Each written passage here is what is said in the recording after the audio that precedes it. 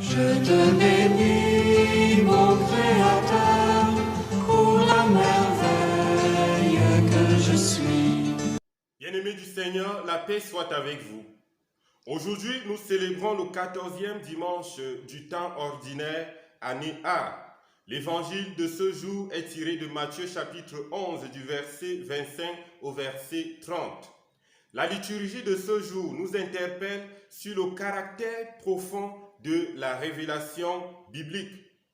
Père, Seigneur du ciel et de la terre, je proclame ta louange, car ce que tu as caché aux sages et aux savants, tu l'as révélé aux tout petits. Ce qui est caché, c'est le mystère de Dieu.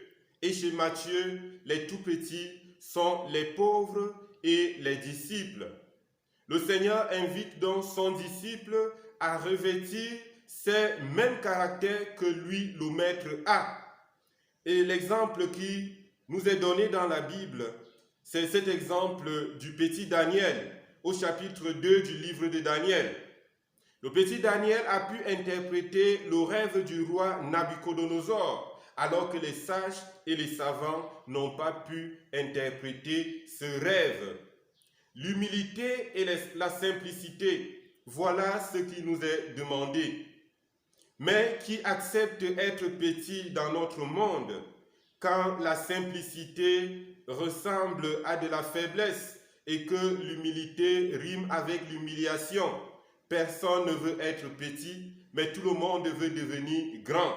Et pourtant, le Seigneur nous dit, celui qui veut être le premier, qu'il soit le dernier, le serviteur de tous.